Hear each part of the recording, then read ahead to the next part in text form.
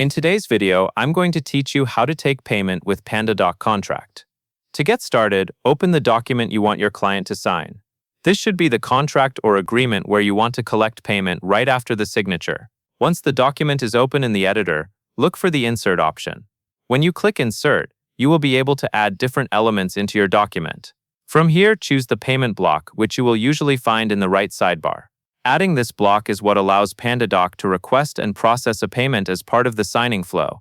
After the payment block is placed in the document, click directly on that block so you can configure it.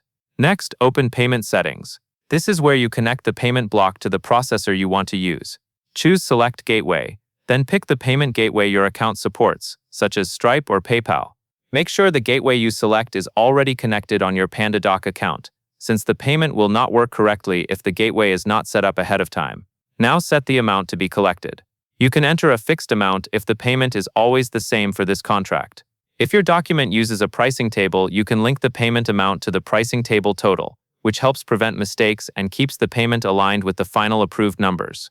Take a moment to confirm that the amount is correct, including any taxes or discounts that your pricing table includes. Next, assign the payment request to the correct person. Click Recipient, then choose Assign to Signer. This step is important because it ensures the signer is the one who will be prompted to pay. Finally, send the document as you normally would. When the signer completes their signature, they will be guided to pay immediately using a credit card or ACH depending on what your gateway supports. That covers everything you need to know.